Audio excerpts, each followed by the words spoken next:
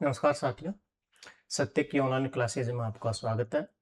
अपन राजस्थान के art and culture पढ़ रहे थे और उसमें टॉपिक पढ़ रहे थे राजस्थान के लोक देवता। वैसे अपनी 4 क्लासेज हो चुकी है, उसके अंदर लगभग अपन ने कवर कर लिए। तो 2-4 बचे हैं, उनको अपन आज देखते हैं। उसके बाद में अपन दूसरा टॉपिक राजस्थान के लोक देवी है वो स्टार्ट करेंगे। तो राजस्थान के जो बचे हुए लोक देवता है उनमें से एक है झुंझार जी। क्या नाम है? झुंझार जी। तो जुनार जी है, ये सीकर के अंदर एक जगह पड़ती है। इमलो नाम है वहाँ पे। इमलो के अंदर इनका जन्म होता है और वहीं पे सीकर के अंदर एक शालोदरा नामक स्थान है। वहाँ पे गायों की रक्षा करते हुए शहीद हो गए थे। तो इनका जन्म स्थान है, जन्म स्थान क्या है? इमलोह,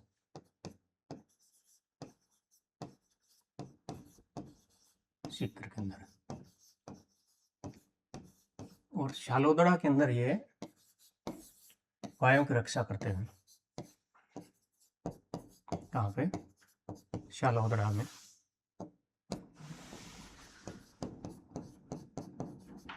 गायों की रक्षा करते हुए वीर गति को प्राप्त हो जाते हैं। इनका जो मुख्य मंदिर है वो शालोदरा में बना हुआ है। कहाँ पे है? शालोदरा में।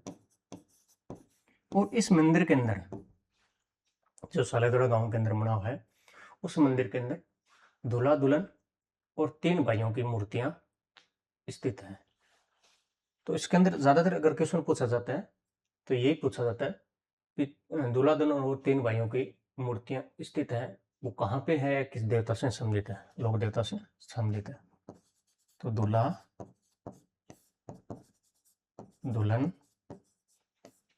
और 3 भाइयों की मूर्तियां लगी हुई हैं। 3 भाइयों की मूर्ति। तो इनका मंदिर है शालोदरा में, वहाँ पे लगी है। और यहाँ पे जो मेला बढ़ता है इस मंदिर के अंदर, वो रामनवमी को बढ़ता है। कब बढ़ता है?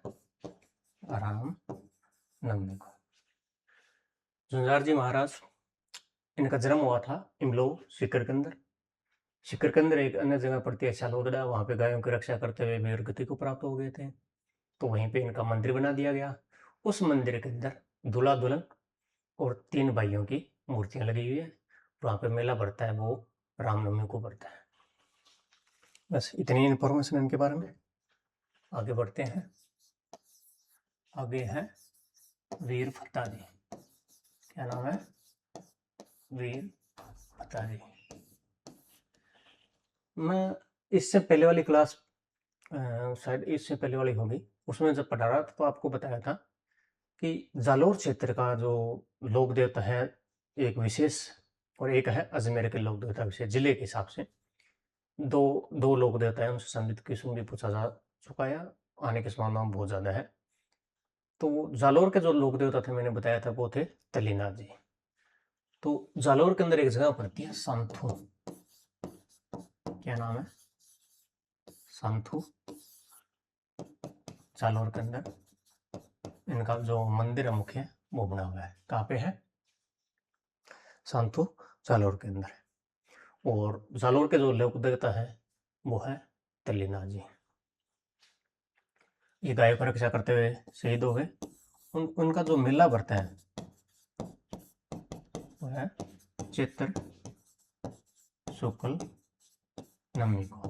कब बढ़ता है? चैत्र शुक्ल नवमी को। कब बढ़ता है? चैत्र शुक्ल नवमी को। वीर फत्ता जी सांथू नामक एक स्थान है जालोर के अंदर, वहाँ पे इनका मंदिर है। गायों की रक्षा करते हुए शहीद हो गए। और चैत्र शुक्ल नवमी को इनका जो मंदिर है, मंदिर वहाँ पे मेला लगता है। इसके बाद में है मामा देव। मामा देव। अभी जो लोक देवता बच्चे हैं उनकी बस ये एक दो इन्फॉर्मेशन है, वो अपन कर लेते हैं जल्दी में। महादेव जी को बरसात का देवता कहा जाता है, बरसात का देवता। यानी हमें बरसात करानी हो तो किसको खुश करना पड़ेगा या किसको याद करना पड़ेगा? महादेव जी को।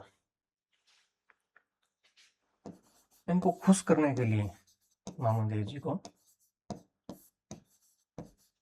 खुश करने के लिए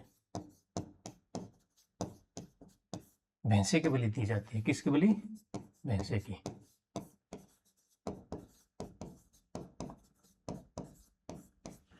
बरसात के देवता कौन से लोक देवता को खुश करने के लिए भैंसे की बलि दी जाती है? तो वो है महादेव जी।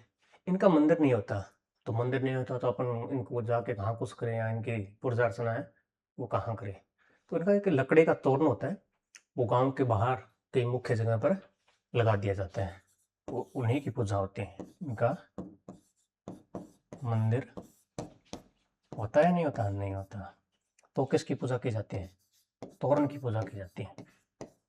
इनके तोरण की पूजा की जाती है। किसकी? तोरण की पूजा।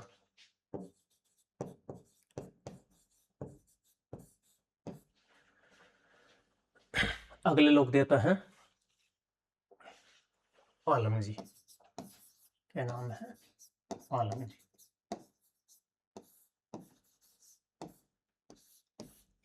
पीछे पन्ने लोक देवता पड़े हैं जितने भी, उनमें लगभग गायों की रक्षा करते हैं शहीद हुए या वो गायों के लोक देवता के रूप में कहलाते हैं। लेकिन आलम जी है ये अश्व रक्षक देवता। कौन से? अश्व यानी घोड़ा, अश्व रक्षक देवता।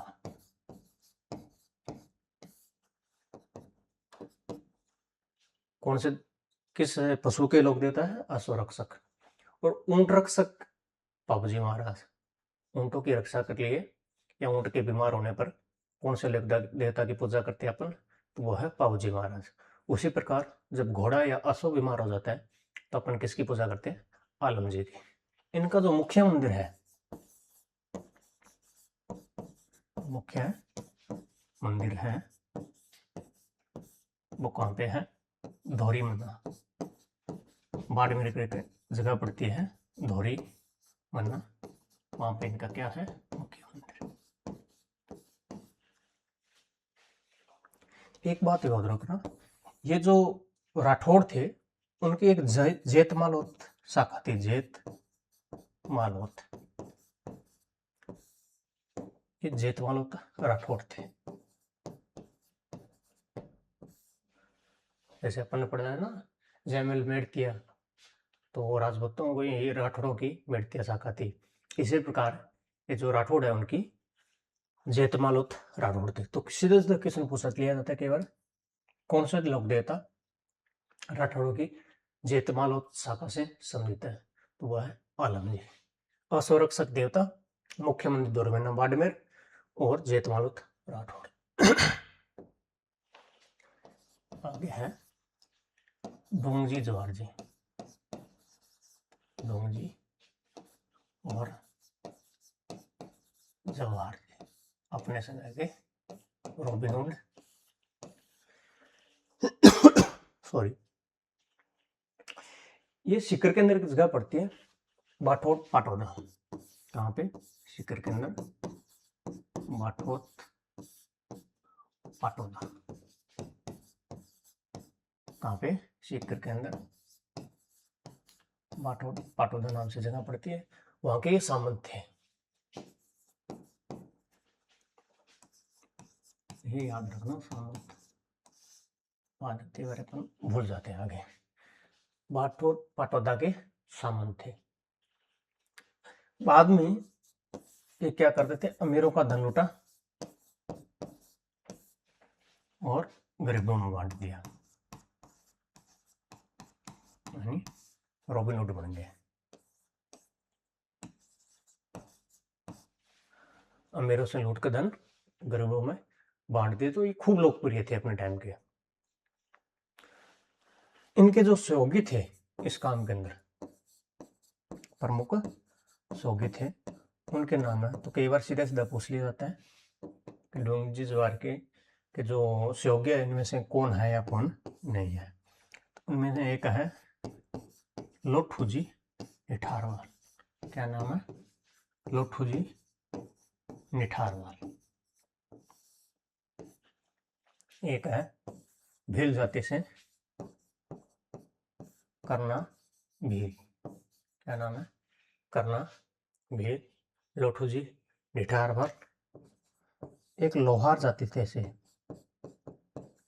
शंखू जी लोहार। क्या नाम था? शंखू जी लोहार। वो एक थे नाई जाति से बालूजी नाई। यानी बाठोट पाटोदा के सामंत थे, अपने टाइम के रॉबिनहुड। गरीबों से धन लूटा, अमीरों से धन लूटा, गरीबों में बांट दिया। और इनके जो इस काम में सहयोगी थे वो एक लोठूजी निठारवाल, एक भील जाति से करना जी भील, एक अपने लोहार जाति से शंकुजी लोहार, और एक नाई जाति से बालूजी नाई। तो ये नाम है, आप याद रखना। अब सीधी सी बात है, जब आप लूटमाट करोगे, लूटपाट करोगे, तो उस समय का जो शासन प्रशासन है वो कार्रवाई तो करेगा। तो इनको पकड़कर आगरा की जेल के अंदर कैद कर लिया। कहाँ पे? आगरा की जेल में। तो जब ये वहां से रिहा हो या भागे तो आगरा जेल को लूट लिया।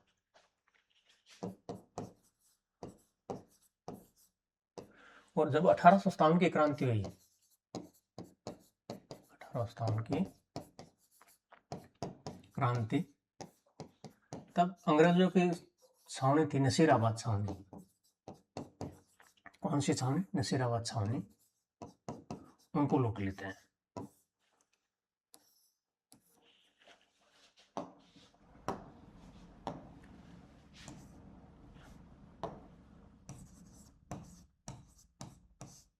तो कई बार सीधा सीधा क्वेश्चन पूछ लेते हैं कि आगरा की जेल और नसीराबाद छावनी को लूटने वाले लोक देवता का नाम बताइए। तो है ढोंगजी जवार जी। कालांतर में जब यहाँ से वो भागे तो ढोंगजी को तो ढोंगजी, इनको जोधपुर के शासक थे तख्त सिंह। क्या नाम था? तख्त सिंह। ठीक है, अंग्रेज इनको पकड़ फांसी वांसी तो दे नहीं सकते। फांसी के लिए प्रयास किया तो जनता इनके समर्थन में उतर आई, बड़े तौर पर विरोध हुआ, राजा पे दबाव बनाया गया। तो राजाओं ने बोला वे फांसी तो नहीं दे सकते, लेकिन इसको अपने पास जेल में बंद कर देते हैं। तो इनको जोधपुर जेल में बंद कर दिया, ढोंगजी को जोधपुर जेल में। तो ये पूछ सकते हैं कि कौन से लोक देवता को जोधपुर के शासक तख्त सिंह ने जेल के अंदर बंद रखा था? वो थे ढोंगजी। और जवाहर जी थे, उनको बीकानेर के शासक थे रतन सिंह जी। क्या नाम था?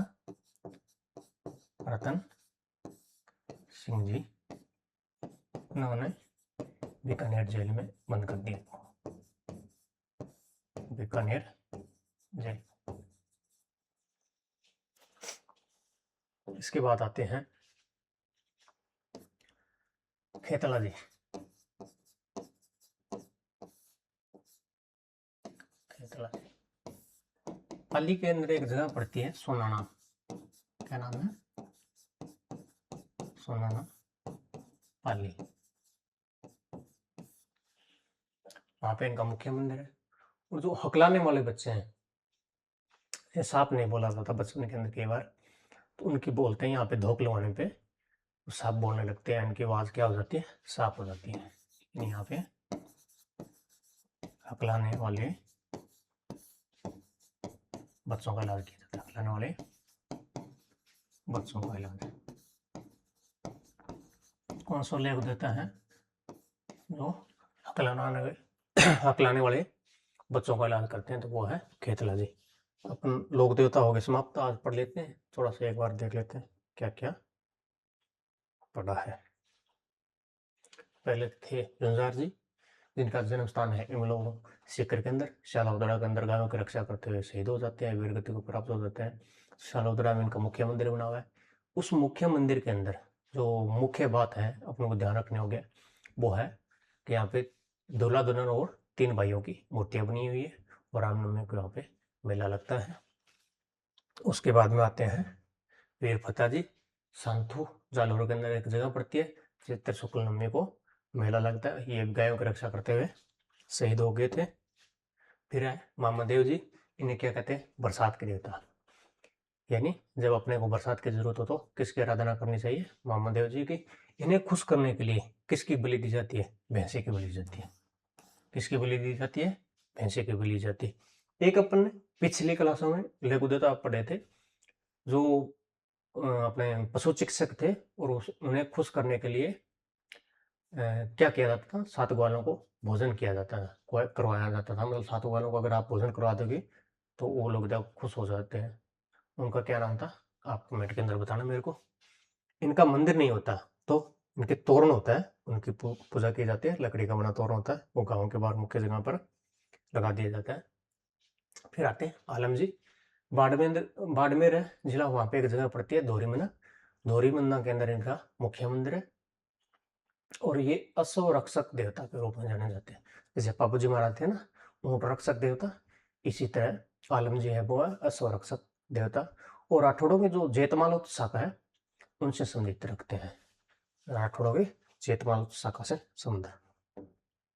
उसके बाद में आते हैं डोंगजी जवाज जी, ये जो पाटौदा है सीकर के सामंत थे। अमीरों से तो धन लूटते, गरीबों को बांटते थे। इसी कारण इन्हें आगरा की जेल के अंदर बंद कर दिया। तो ये 1857 की क्रांति के समय तो नसीराबाद और आगरा की जेल को लूट लेते हैं। इनके जो सोगी थे वो थे लोठूजी निठारवाल, करना भील, शंकुजी लोहार और बालूजी नाई। और कालांतर के अंदर जब अंग्रेजों जनता ने दबाव बनाया कि इनको भी आप अंग्रेजों को नहीं सौंप सकते, तो डूंग जी को तख्त सिंह ने जोधपुर जेल में बंद कर दिया, और जवाहर जी को रतन सिंह जी ने बीकानेर जेल में शिफ्ट कर दिया। ये अपने लोक देवता होते समाप्त। अब अपन शुरू कर रहे हैं इसी क्लास के अंदर लोक देवियां। क्या कर रहे हैं, लोक देवियां।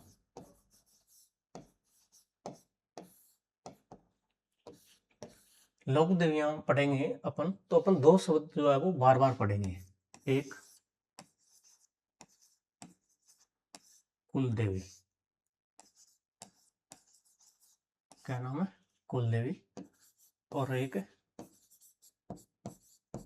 आराध्य या इष्ट देवी, क्या नाम है, आराध्य या इष्ट देवी। वैसे तो ये क्वेश्चन आमतौर पर तो नहीं पूछा जाता, लेकिन आरएस मेंस जैसे एग्जाम में कई बार पूछा जा सकता है, या इंटरव्यू वगैरह में क्वेश्चन बनता है यहाँ से। तो सामान्य जानकारी के लिए अपन देखते हैं, कुल का अर्थ होता है वंश। वंश यानी जिस देवी का जन्म उसी वंश के अंदर हुआ हो, उसी समाज के अंदर हुआ हो, उसी परिवार के अंदर हुआ हो, तो अपन उसको क्या कहते हैं, कुल देवी कहते हैं। कुल देवी जैसे अपना विवाह हो गया, कोई गृह प्रवेश हो गया, तो उनको अनिवार्य तौर पर याद करना जरूरी है, नहीं तो ये वंश या उस परिवार के लिए क्या होता है, अशुभ माना जाता है। और एक होते हैं आराध्य या इष्ट देवी। आराध्य या इष्ट देवी, जैसे मैंने अभी मान लो वर्तमान के अंदर अपने बीकानेर के जो करनी माता है उनके चमत्कार के बारे में सुना, और मैं बीकानेर जाता हूँ और उनकी मूर्ति लेके घर पे आता हूँ और उनकी पूजा अर्चना करने लगता हूँ, तो वो क्या हो गए, मेरे इष्ट या आराध्य देवी। तो कुल देवी तो हो गया, वंश या जिस समाज के अंदर पैदा हुए, मान लो जैसे कोई चौहान है, चौहानों के अंदर कोई माता पैदा हुई या बच्ची पैदा हुई कालांतर में, उसी समाज के अंदर वो देवी बन जाती है, तो वो चौहानों के क्या हो गई, कुल देवी हो गई। आराध्य इष्ट जिसको अपन अपनी जो आस्था है वो ज्यादा रखते हैं, चमत्कार या इनके कार्यों से प्रभावित होकर पूजने लग जाते हैं। तो जैसे मेरे पिताजी मान लो किसी को नहीं पूजते थे, लेकिन मैं करनी माता की जैसे मूर्ति ले आता हूँ तो वो मेरे आराध्य या इष्ट देव हो गई। जैसे कि ये लोगों के बजरंगबली है, कई लोगों के रामदेव जी महाराज है, तो वो क्या है, इष्ट देव। लेकिन रामदेव जी महाराज के जो वंशज है उनके लिए वो क्या हो गए, कुल देवता हो गए। तो ये बात बार बार आएगी तो अपना कन्फ्यूज दूर हो जाएगा। जो पहली लोक देवी है वो शुरुआत कर रहे हैं अपन करनी माता जी। करनी माता,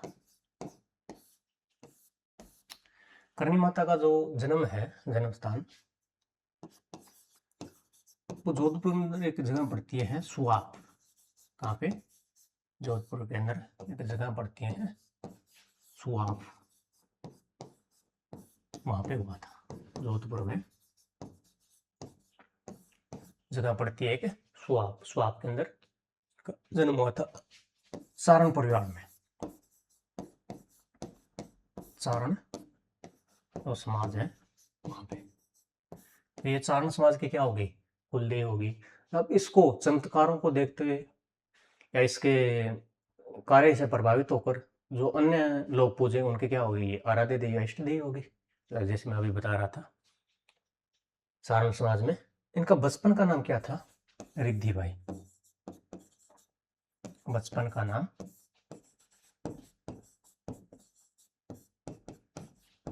रिद्धि भाई कहते हैं। इनके पिताजी का नाम मेहाजी था। तो मेहाजी के जब बार बार लड़कियां पैदा हो रही थी या बच्ची पैदा हो रही थी, तो लगभग 6 एक बच्ची पैदा हो गई थी, सातवीं करनी माता जी थी। तो इनकी जो बुआ जी हैं, बच्ची जैसे पैदा हुई तो उन्होंने सोचा इस बार तो चलो लड़का पैदा होगा, लेकिन जैसे करनी माता जी पैदा हुई तो उन्हें हाथ से ऐसे अपने देते ना ऐसे थप्पड़ से मारना या कैसे करना कि इस बार फिर लड़की पैदा हो गई। तो कहते हैं उनकी उंगलियां वो मुड़ गई थी, यानी वो विकलांगता आ गई थी अस्थायी उनके अंदर।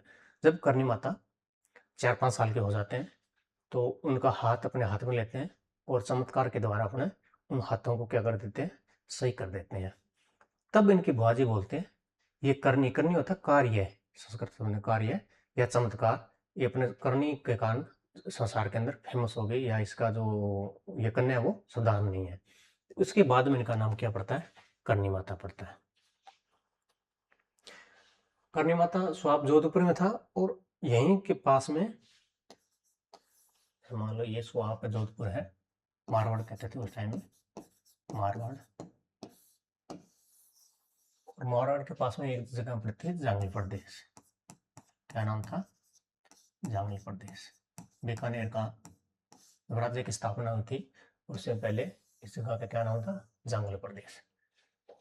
मारवाड़ से जाते हैं और ये स्थान है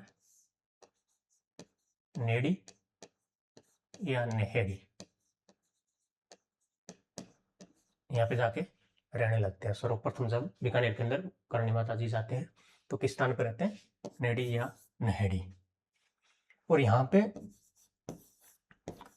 इनके जो आराध्य देवी थे तेमड़े राय, इनकी पूजा कर अर्चना करते थे, किसकी, तेमड़े राय माता की। नेड़ी या नेहड़ी किसे कहते हैं, ग्रामीण अंचल के अंदर अपन जब दूध बिलोते थे, अभी तो इलेक्ट्रॉनिक जो मशीनें हैं वो आ गई, पहले टाइम के अंदर जब दूध बिलोते थे तो एक लकड़ी का ऐसे रोपा जाता था डंडा, जैसे ये डंडा रोप दिया, इसे दो ऐसे लकड़ी और ये होगा जहरना, ऐसे करके ये बिलोना उसके अंदर रखे थे ऐसे। तो ये चीज है ना लकड़ी की, इसको बोला जाता था नेड़ी। ये बिलोना हो गया और ये हो गया जहरना, ठीक है। तो जो नेड़ी थी माता जी, इससे क्या बुलाया करते थे, दूध यहाँ पे एक जंटी थी उसको नेड़ी बनाया हुआ था, किसको, जंटी, इसको नेड़ी बनाया हुआ था। कहते हैं कि जंटी की छाल थी उसको उतार कर अगर चर्म रोग है त्वचा पे लगा लिया जाता है तो जो चर्म रोग है वो समाप्त हो जाता है। तो लोगों ने उतारना शुरू कर दिया। अभी इनको क्या है, कांच के अंदर तो बंद कर रखा है ताकि इनको कोई नुकसान नहीं पहुंचा सके, और प्रतीकात्मक रूप से देख सकते हैं। तो बेस्ट नेड़ी यही है, लकड़ी की बनी होती है। वो नेड़ी के रूप में झांटी को यूज में लेते थे करनी माता जी। फिर बाद के अंदर जब भिक्का जी आते हैं यहाँ पे जंगल प्रदेश के अंदर, मारवाड़ से राजोदा ने जब उनको ताना दिया था, तो उसके बाद में वो नए राज्य की स्थापना करने के लिए बीकानेर आते हैं, मतलब जंगल प्रदेश आते हैं। तो माता जी आशीर्वाद लेते करनी माता जी से। करनी माता के आशीर्वाद से ही राव भिक्का ने बीकानेर राज्य की स्थापना की थी। बीकानेर राज्य की स्थापना राव भिक्का ने कौन सी माता के आशीर्वाद से बीकानेर राज्य की स्थापना की थी? वो थे करणी माता। जो मेहरानगढ़ दुर्ग है अपने जोधपुर के अंदर, मारवाड़ के अंदर, तो उनसे स्थापना से पहले जन मान्यता के अनुसार उनकी नींव है वो करणी माता ने रखवाई थी। किसने? राहु जोधा ने। किसने? राहु जोधा ने। जब अपन लोक देवता पढ़ रहे थे, उन्हें पंचपेर पढ़ रहे थे, तब भी मैंने बताया था कि भाई हड़बू जी जब मंडोर पे आक्रमण करते हैं राहु जोधा, तो उनको मंडोर जीतने का आशीर्वाद और एक कटार देते हैं। यानी राहु जोधा को मंडोर जीतने का आशीर्वाद दिया था हड़बू जी सांकला ने, और राव भिक्का को बीकानेर राज्य की स्थापना करने का आशीर्वाद दिया था माँ करनी ने। और मेहरानगढ़ की स्थापना भी जो नींव है वो किसने लगाई थी? माँ करनी ने, जन मान्यताओं के अनुसार। जब राव भिक्का ने बीकानेर राज्य की स्थापना कर ली, तो ये क्षेत्र आता था किसका? यहाँ पे जैसलमेर का। नाम अंदर आ गया, कोई बात नहीं। ये क्षेत्र किसका था? पूरा जैसलमेर का था। वो जैसलमेर से छीनकर, यहाँ पे जैसलमेर के बाटियों का शासन था, छीनकर राव भिक्का ने अपने अधीन किया था। अब इनका क्षेत्र तो सीधी सी बात है, वो आक्रमण तो करेंगे वापिस छीनने के लिए। तो कभी जैसलमेर वाले भाटी है वो आक्रमण कर देते हैं, कभी फिर राव भिक्का वापस प्रतिरूप के अंदर, प्रत्युत्तर के रूप में उन पे आक्रमण कर देते। तो ये इस प्रकार सिलसिला चल रहा था। तो यानी स्थापना तो होगी राज्य की, लेकिन शांति स्थापित नहीं हो रही थी। तो राव भिक्का है वो माँ करनी के पास आते हैं और बोलते हैं, माता जी मैंने आपके आशीर्वाद से राज्य की तो स्थापना कर ली है, लेकिन इसके अंदर शांति नहीं है। अभी मेरा युद्ध चल रहा है, कभी वो आक्रमण कर देता है, कभी मैं कर देता हूँ। तो करनी माता क्या करते हैं, यहाँ पे इनके बॉर्डर पे एक गांव नाम पड़ता है दीपात्रा, बीकानेर में। कहाँ पे? बीकानेर में। वहां पे जाते हैं दीपात्रा नामक गांव में, और इनके जो बीच में समझौता करवा देते हैं, तो युद्ध तो हो जाता है समाप्त। और यहीं पे फिर 151 वर्ष की उम्र में, कितने वर्ष की उम्र में? 151 वर्ष की उम्र में। कहते हैं कि जब 151 मतलब 100 वर्ष से ऊपर हो जाते हैं, तो बाल जो व्हाइट होते हैं वो सफेद होने ब्लैक होने लगते हैं। तो दांत गिर चुके होते हैं, वो नए दांत आने लगते हैं वापस। और जो महिलाएं होती हैं उनके अंदर दाढ़ियाँ उग जाती है। तो ऐसे ही करनी माता जी क्या होगी, दाढ़ी उगाई थी, तो उन्हें दाढ़ी वाली ढोकरी भी कहते हैं। 151 वर्ष के होकर, और यहाँ पे एक जगह पड़ती है किन्नेरू की तलाई। क्या नाम है? किन्नेरू की तलाई। यहाँ पे क्या लेते हैं? समाधि। किन्नेरू की तलाई में समाधि ले लेते हैं। तो जैसलमेर के भाटी राजवंश करनी माता को नहीं पूछते हैं। ये क्वेश्चन भी पूछा जा सकता है कि जैसलमेर के भाटी कौन सी लोक देवी की पूजा नहीं करते हैं या नहीं मानते हैं, तो वह है करनी माता। यानी मारवाड़ से आते हैं सर्वप्रथम नेड़ी या नेहड़ी के अंदर, यहीं पे तेवड़ राय के अपनी द्वाराध्य मतलब देवी थी, उनकी पूजा अर्चना करते हैं। तो इनका जो नेहड़ी और नेड़ी का मंदिर है वो भी कहाँ पे है? ये दोनों मंदिर बने हुए यहाँ पे, दो क्या बने हुए यहाँ पे मंदिर? नेड़ी या नेहड़ी जी का मंदिर देशनोक बीकानेर, तेवड़ राय माता का मंदिर देशनोक बीकानेर। यहाँ पे ये अपने तेवड़ी राय की पूजा करते थे। और जंगल प्रदेश में स्थापना के लिए राव भिक्का ने किसका आशीर्वाद लिया था बीकानेर राज्य की स्थापना के लिए? महाकर्णी का। उनको विवाद को सुलझाने के लिए दीपातारा नामक स्थान पे जाते हैं और वहीं 151 वर्ष की उम्र के बाद समाधि ले लेते हैं। कालांतर में भिक्का जी ने देशनोक के अंदर माता जी का छोटा कोई जैसे मंदिर है वो बनाया था, थान जैसे ये है।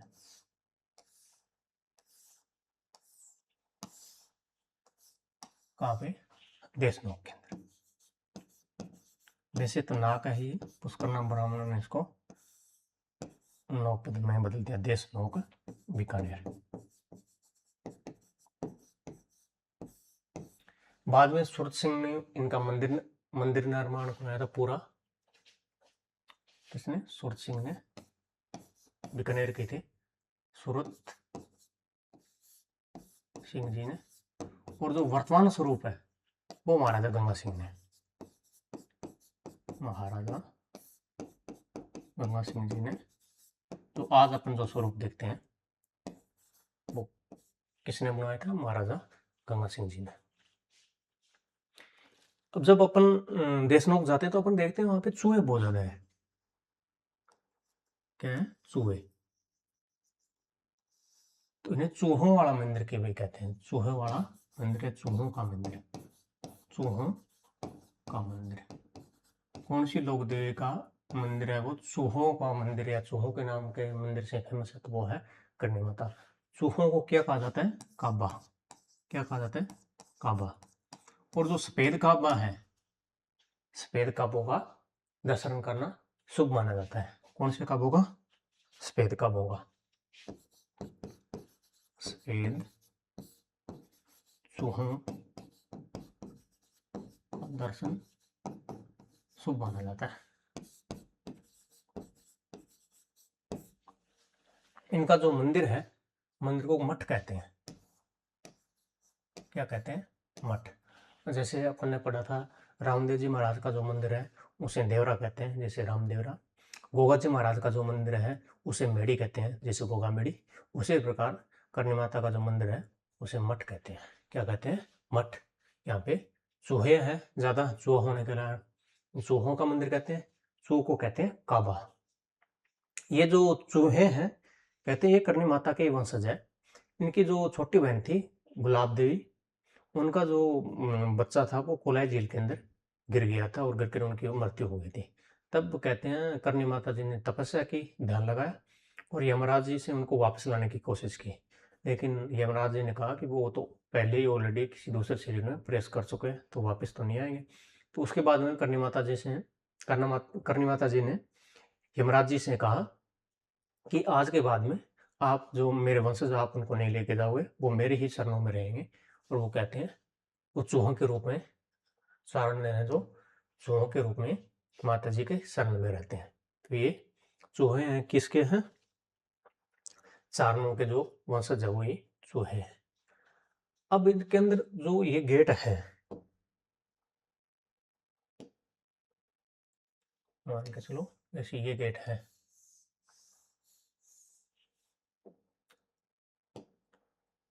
ये गेट है वो एक शासक वो है अलवर के। कहाँ के? अलवर के शासक बख्तावर सिंह जी। अलवर के शासक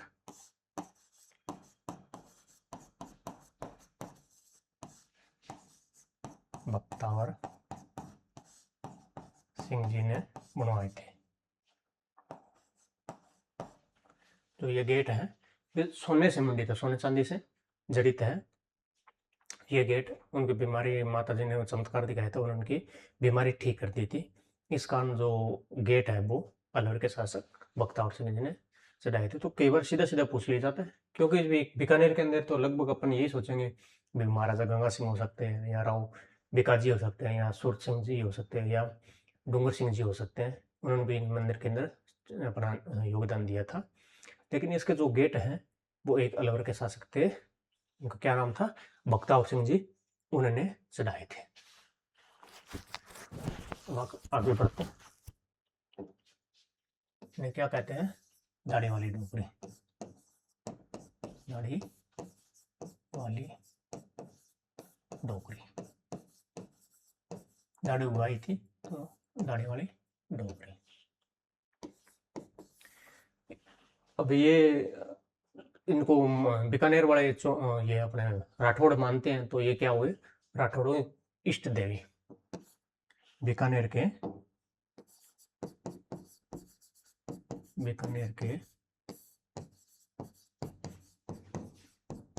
राठौड़ों की इष्ट देवी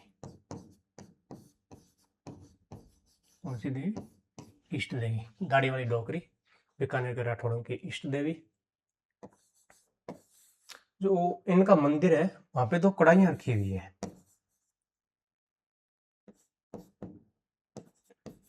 क्या रखी है? कढ़ाइयां। उन कढ़ाइयों का क्या नाम है? एक का नाम है सावन। क्या नाम है? सावन। दूसरे का नाम है भादो। सावन भादो नाम की दो कढ़ाइयां कौन सी लोक देवी के मंदिर में रखी हुई है? तो वो है करनी माता। करनी माता जी की जो स्तुतियां हैं, मतलब अपन स्तुति गाते हैं मंदिर में, करनी माता की स्तुतियां क्या कहलाती है? सारण सिरजाए। क्या कहलाती है? सारण सिरजाए। तो सीधा सीधा कई बार एग्जाम में पूछ लिया जाता है, सारण सिरजाए क्या है? एक ऑप्शन दे देंगे सारण साहित्य, एक ऑप्शन देते हैं चारण लोकगीत, एक ऑप्शन दे देंगे करणी माता जी की स्तुतियां, एक कोई अदर ऑप्शन दे देंगे। तो कौन सा सही होगा? करणी माता की स्तुतियां हैं उनको चारण सिरजाए कहते हैं। ठीक है, वैसे मुख्य मुख्य बात आ गई इनके बारे में। अगली लोक देवी है वो पढ़ते हैं अपन जिन माता। जिन माता रेवासा सीकर के अंदर जो है वो कौन सी माता? जिन माता।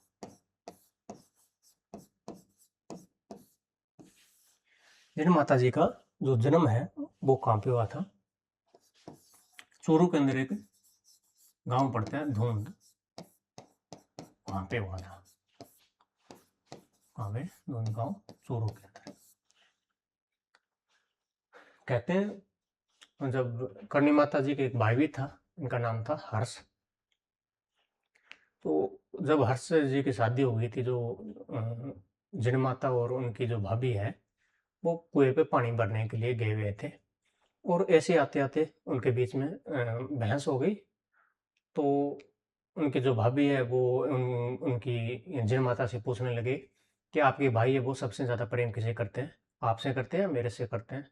तो ऐसे करके उनके बीच में विवाद होता है, और जब विवाद होता है तो वो एक शर्त रखते हैं कि अपन चलते हैं, अपने में से जिस भी मतलब घड़ा पहले उतराएगा वो उससे सबसे ज़्यादा प्रेम करते हैं, और जिसका घड़ा पहले उतराए बाद में उतराएगा उसको घर छोड़ के जाना होगा।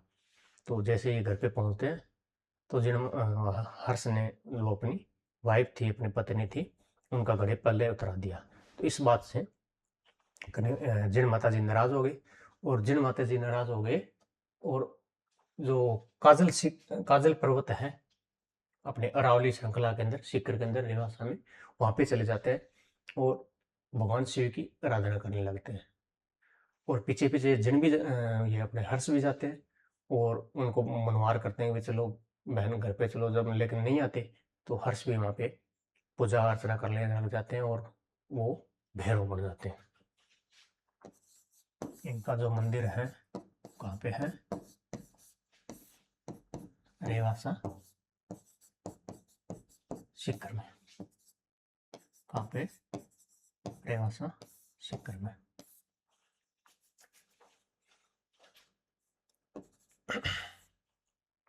इन मंदिर का निर्माण, माता जी के मंदिर का निर्माण पृथ्वीराज प्रथम के सामंत हुए थे, एक हट्टम मोहिल। क्या नाम था उनका? डबल ट है हटड़ मोहिल, उन्होंने करवाया था। और पास में ही हर्ष माता के मंदिर के पास में ही हर्ष विजय माता के मंदिर के पास में किसका मंदिर है? हर्ष का मंदिर। इसका है हर्ष का मंदिर। इनका निर्माण कराया था एक शासक थे गुवक करके, तो ये ध्यान रखना। हर्ष जी है वो भैरव के रूप में पूजे जाते हैं। धूमधाम गांव में चूरू में पड़ता है, वहां पे इनका जन्म होता है। रेवासा शिखर के अंदर उनका मुख्य मंदिर बना हुआ है। इस मंदिर का निर्माण करवाया था पृथ्वीराज चौहान फर्स्ट थे, उनके सामंत हटड़ मोहिल ने, और इनके जो भाई है हर्ष, उनके मंदिर का निर्माण एक शासक हुए है चौहान शासक गुवक ने करवाया था। इनका जो मंदिर है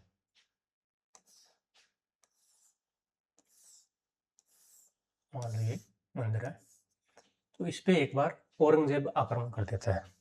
कौन आक्रमण कर देता है? औरंगजेब।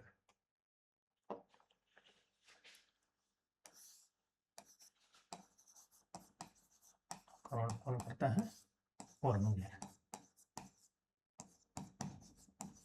औरंगजेब उस टाइम दिल्ली का सुल्तान था। जब औरंगजेब आक्रमण करता है, औरंगजेब की सेना आक्रमण करती है, तो कहते हैं कि यहाँ पे मधुमुखी थी, जो एक तो होती है छोटे वाली, एक होती है बड़े वाली। जब सेना ने आक्रमण किया मंदिर को तोड़ने के लिए, तो वो मधुमक्खियां इनकी सेना के पीछे हो जाती है और सेना वहां से भाग जाती है। लेकिन वो सेनाओं का मतलब मधुमक्खियां वो सेनाओं का पीछा नहीं छोड़ रही थी। तो किसी ने बोला कि आप इनसे मन्नत मांगो कि ये हमारा पीछा छोड़ दे। तो कहते औरंगजेब ने स्वमन तेल देने के लिए बोला था कि इस मंदिर के अंदर स्वमन तेल है वो चढ़ा दूं और ये मधुमक्खी है वो यहाँ से हट जाए। तो कहते वो मधुमक्खियां हट गई। तो कहते आज भी केंद्र सरकार द्वारा स्वमन तेल यहाँ पे प्रतिवर्ष भेजा जाता है दीपक जलाने के लिए। तो इन्हें मधुमक्खियों की देवी आप लिख दिए अपन, मधुमक्खियों की देवी। चलो एक बार को मधुमक्खियों की देवी।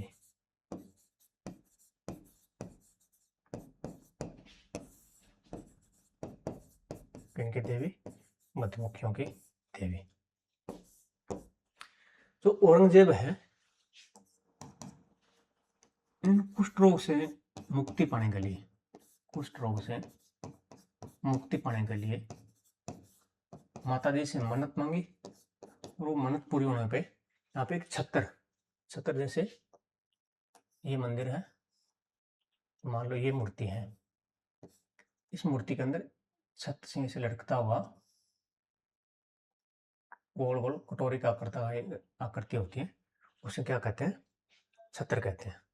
तो ये सोने का छत्र चढ़ाया था, सोने का छत्र चढ़ाता है। कौन सा मुगल शासक कुष्ठ रोग से मुक्ति की मन्नत मांगता है और सोने का छत्र चढ़ाता है? तो वो थे औरंगजेब। इन क्या कहते हैं? यह मंदिर है वो तांत्रिक शक्तिपीठ है। क्या है? तांत्रिक शक्तिपीठ। तांत्रिक शक्तिपीठ यानी यहाँ पे वर्ष के अंदर 2 बार मेला लगता है। कब कब?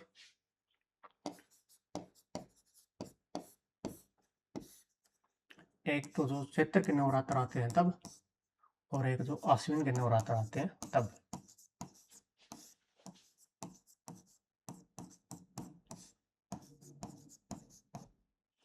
नवरात्र। तांत्रिक शक्तिपीठ यहाँ पे मेला वर्ष में 2 बार। तो कई बार सीधा सीधा क्वेश्चन पूछ लिया जाता है कि कौन सी देवी का मेला या इस देवी का मेला वर्ष में कितनी बार बढ़ता है? तो इनका मेला वर्ष में 2 बार बढ़ता है। एक चैत्र नवरात्र आते हैं तब, एक आश्विन नवरात्र के अंदर। और इन्हें मधुमक्खियों की देवी कहा जाता है। इनका जो लोकगीत है, इनका जो लोकगीत है वो राजस्थान साहित्य में सबसे लंबा गीत है। सबसे लंबा गीत।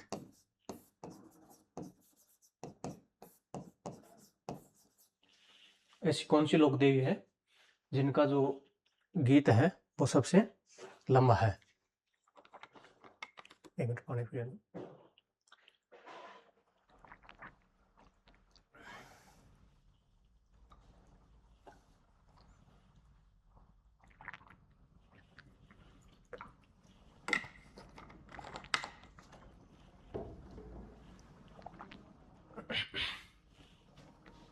सबसे लंबा गीत 2 दिन 2 रात लगते हैं पूरा होने में।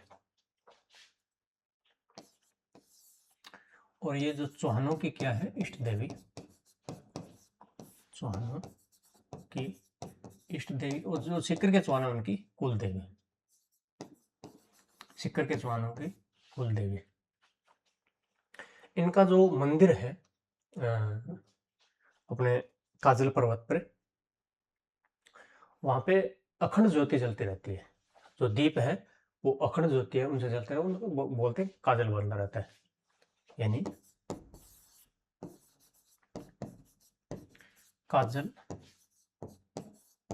शिखर पर अखंड ज्योति जलती रहती है, अखंड ज्योति जलती रहती है, जिससे काजल बनाया जाता है, अखंड ज्योति जलती रहती है। सबसे लंबा गीत कौन सी लोक देवी का है? तो वो है जीण माता। इनके जो शिखर है, काजल शिखर या काजल पर्वत, वहां पे एक ज्योति जलती रहती है, अखंड ज्योति, और चौहानों की है वो इष्ट देवी है। इनका वर्णन है वो भागवत पुराण में मिलता है। भागवत पुराण का जो 9वां स्कंद है के 9वें स्कंद में इनका क्या मिलता है, वर्णन मिलता है। ऐसी कौन सी लोक देवी है जिनका वर्णन है वो भागवत पुराण में मिलता है? तो वो है अपने जिन माता जी। इनके जो मंदिर है उसके अंदर माता जी की अष्टभुजा वाली मूर्ति स्थापित है।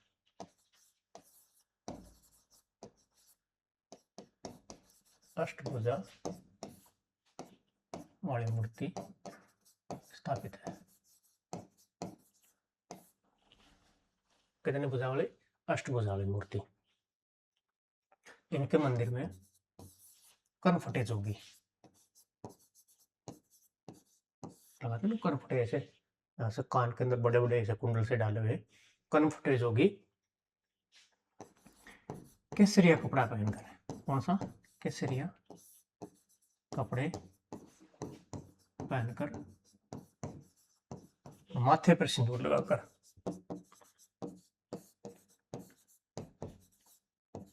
माथे पर सिंदूर लगाकर,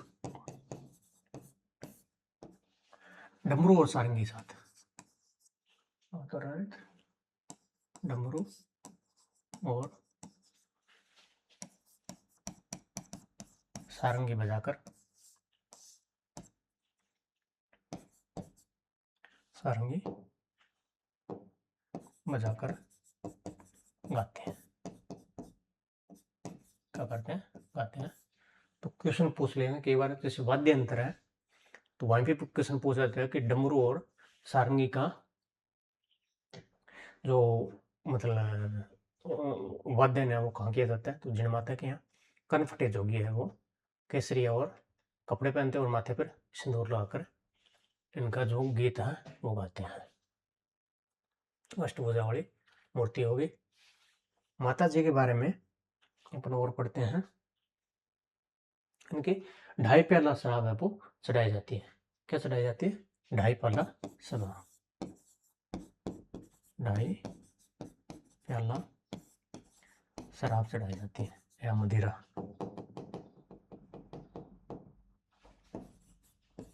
मदिरा 2.5 प्याला। ऐसी और भी देवी हैं जहाँ पे 2.5 प्याला शराब और चढ़ाई जाती है। यहाँ पे पहले बकरी की बलि दी जाती है, लेकिन अब ये पर्यटन स्थल के रूप में विकसित हो गया तो गवर्नमेंट ने बलि पर तो लगा दिया बैन, और प्रतीकात्मक रूप से बकरे के कान चढ़ाए जाते हैं। क्या चढ़ाए जाते हैं? बकरे के कान।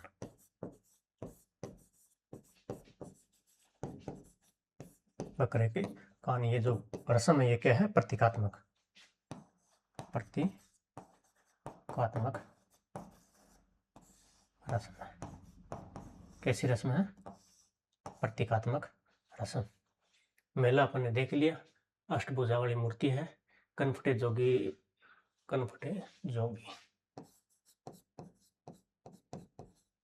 वो केसरिया कपड़ा पहनकर और माथे पर सिंदूर लगाकर डमरू और सारंगी बजाते वाद्य यंत्र मतलब गीत गाते हैं।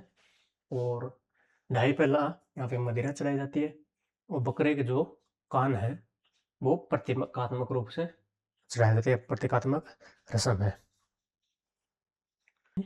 आज के लिए इतना ही, बाकी पढ़ते हैं नेक्स्ट क्लास के अंदर। Thank you.